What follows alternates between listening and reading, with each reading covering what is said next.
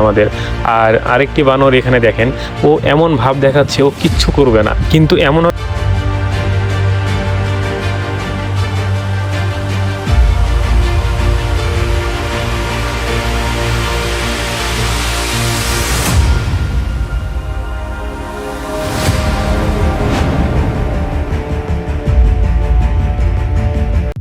আসসালামু আলাইকুম গাইস, আমার পঞ্চম ব্লগে আপনাদের সবাইকে স্বাগতম। আমি সাধারণত আমার বিড়ালের ভিডিও বানিয়ে থাকি, আর আমার সাবস্ক্রাইবাররা অনেক বেশি পশুপ্রেমী হওয়ার কারণেই কিন্তু আমার চ্যানেলটি সাবস্ক্রাইব করেছে। তাই আমি ঠিক করলাম আমার সাবস্ক্রাইবারদের সাথে আমাদের রংপুর চিড়িয়াখানার পশু পাখির পরিবেশটাও একটু শেয়ার করা যাক। তাই আমি বেরিয়ে পড়লাম আমাদের রংপুর চিড়িয়াখানায়। আমাদের বাসা থেকে চিড়িয়াখানা আসতে অটোতে ভাড়া লাগে 20 টাকা, আর অটো কিন্তু চিড়িয়াখানার সামনে আপনাদের নামাই দিবে না। তার জন্য এই ফুলের দোকানগুলোর সামনে নেমে আপনাদের 2 মিনিটের মতো রাস্তা পায়ে হেঁটে যেতে হবে। তারপর আপনারা পৌঁছে যাবেন রংপুর চিড়িয়াখানার সামন গেটে। তারপর আপনারা গেটের ডান দিকে টিকিট কাউন্টার দেখতে পারবেন, আর এখানে কিন্তু 5 বছরের ঊর্ধ্বে সবার এই টিকিট মূল্য 25 টাকা। আর আমরা কিন্তু দুজন গিয়েছিলাম, তাই দুটো টিকিট নিয়ে নিলাম। আপনারা দেখতে পাচ্ছেন রংপুর চিড়িয়াখানার প্রবেশ টিকিট। তারপর আমরা টিকিটটা নিয়ে গেটে বসে থাকা সিকিউরিটি গার্ডকে টিকিটটা দেওয়ার পর রংপুর চিড়িয়াখানায় প্রবেশ করলাম। আর প্রবেশের পরেই আপনারা হাতের ডান দিকে একটি চিড়িয়াখানার ম্যাপ দেখতে পারবেন, আর এখানে ভালোভাবে দেখতে পারবেন কোথায় কোন প্রাণীটি আছে। আমরা ম্যাপটি ভালোভাবে দেখে ধীরে ধীরে চিড়িয়াখানার ভিতরে প্রবেশ করা শুরু করলাম। রংপুর চিড়িয়াখানায় প্রবেশের পর প্রথম যে পাখিটি আপনি দেখতে পারবেন সেটি হলো ময়না পাখি। আর এই ময়না পাখি কিন্তু কথা বলতে পারে না, আর ভিতরে একটি পাখি থাকার কারণে পাখিটি খুব শান্তশিষ্ট হয়ে বসেছিল। তার পাশেই একটি খাঁচাতে আছে টিয়া পাখি। আর এখানে কিন্তু একটি পাখিকে আপনি দেখতে পাচ্ছেন যে সে আপেল খেতে ব্যস্ত। তারা কিন্তু আপেল, কলা এগুলোই খায়। আর এই খাঁচাতে মোট 3টি কি 4টি পাখি ছিল। আর এই টিয়া পাখিগুলো খুব চঞ্চল ছিল। আমার টিয়া পাখিগুলোকে দেখে অনেক ভালো লেগেছে। আর তাছাড়া আপনারা ভালোভাবে দেখলে বুঝতে পারবেন টিয়া পাখিগুলো অনেক সুন্দরও ছিল। আর টিয়া পাখিগুলো কিন্তু কথা বলতে পারে না, যদি কথা বলতে পারতো তাহলে হয়তো বা আরও বেশি আনন্দ পেত মানুষ দেখলে।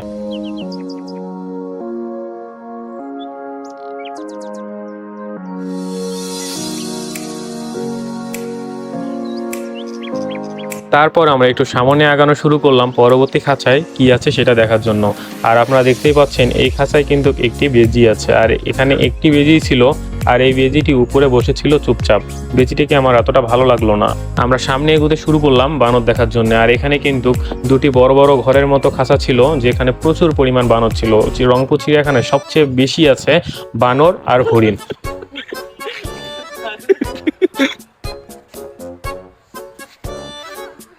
আপনারা দেখতে পাচ্ছেন বানরগুলো কি পরিমাণ দুষ্টু, সে পিছন দেখাচ্ছে আমাদের।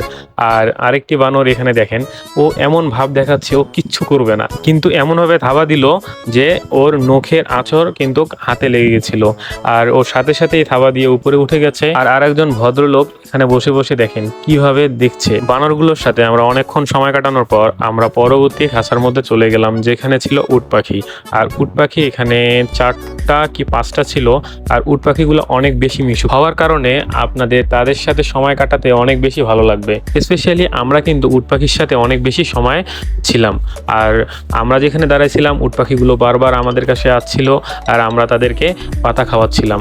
আর পাতা যখনই তাদেরকে দেই তারা কিন্তু একটি করে দেখেন ঠোঁট দিয়ে কামড়ায় নিচ্ছিল। উট পাখিগুলোর সাথে অনেক বেশি সময় কাটানোর পর আমরা পাশেই লক্ষ্য করলাম যে কয়েকটি ঘোড়া ছেড়ে দেওয়া। আর রংপুর চিড়িয়াখানায় কিন্তু কয়েকটি জায়গায় এইভাবে ঘোড়া ছেড়ে দেওয়া দেখবেন। ঘোড়াগুলো সারাদিন রংপুর চিড়িয়াখানার মধ্যে ছেড়ে দেওয়া থাকে, আর সন্ধ্যার পর তাদেরকে একটা নির্দিষ্ট জায়গায় বন্দি করে রাখা হয়। আর সেই জায়গাটাও আপনাদের দেখাবো সামনে ইনশাল্লাহ।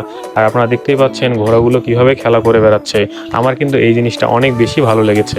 তার সামনে আমরা এগিয়ে দেখলাম একটি পাখি। পাখিটির নাম হলো কেশোয়ারি। আর পাখিটির নাম যেমন কেশোয়ারি, ঠিক তেমনই পাখিটি দেখতে কিন্তু অনেক বেশি সুন্দর। আর পাখিটিকে আমার অনেক বেশি ভালো লেগেছে। অনেক কষ্ট করে পাখিটির অনেক কাছ থেকে পাখিটিকে দেখার চেষ্টা করলাম। তারপর পাখিটিকে ভালোভাবে দেখার পর আমরা একটু সামনে এগিয়ে গেলাম। তার পাশেই ছিল কিন্তু হরিণ। দেখতেই পাচ্ছেন রংপুর চিড়িয়াখানার সবচেয়ে বেশি যে প্রাণীটি আছে তা হলো হরিণ। আর এগুলো কিন্তু চিত্রা হরিণ। আর হরিণগুলো দেখতে অনেক বেশি সুন্দর, আর এরা কিন্তু অনেক বেশি মিশুকও। আপনি যদি ওদের খাঁচার পাশে গিয়ে দাঁড়ান ওরা কিন্তু সবাই আপনার দিকে চলে আসবে, আর ওরা চাবে আপনারা যাতে ওকে কিছু খেতে দেন। আর আপনি যদি কোনো একটু ঘাস বা কোনো কিছু দেন তো সব হরিণ একসাথে এসে আপনাকে হামলা করবে, যে সবাইকে খেতে দেওয়া লাগবে। তখন সাইডে খাঁচার ভিতরে রাখা কিছু ঘাস চুরি করে আমরা কিন্তু এই হরিণদের খাওয়ালাম, আর তারা কিন্তু ঘাসগুলো খাওয়ার জন্য একদম জোট বেঁধে আমার এখানে এসেছে, দেখতেই পাচ্ছেন। আর আমাদের কিন্তু তাদের ঘাস খাওয়াতে অনেক বেশি ভালো লেগেছে, আর এই মুহূর্তটা ছিল অনেক বেশি আমার কাছে আনন্দদায়ক। আর এদের সাথে কিন্তু আমরা অনেক বেশি সময় কাটিয়ে ফেললাম। আর অনেক বেশি সময় কাটানোর পর এদেরকে আল্লাহ হাফেজ বলে পাশেই কি আছে সেটা দেখার জন্য চলে এলাম। আর পাশে ছিল কিন্তু নীলগাই, আর নিচেই দেখতে পাচ্ছেন এখান থেকে আমরা ঘাসগুলো চুরি করেছিলাম। নীলগাইটি অনেক দূরে থাকার কারণে এখানে বেশি সময় না দিয়ে পাশেই থাকা গাধাকে দেখতে এলাম। আর এখানে কিন্তু কয়েকটি গাধা ছিল, আর গাধাগুলো অনেক পাশেই ছিল।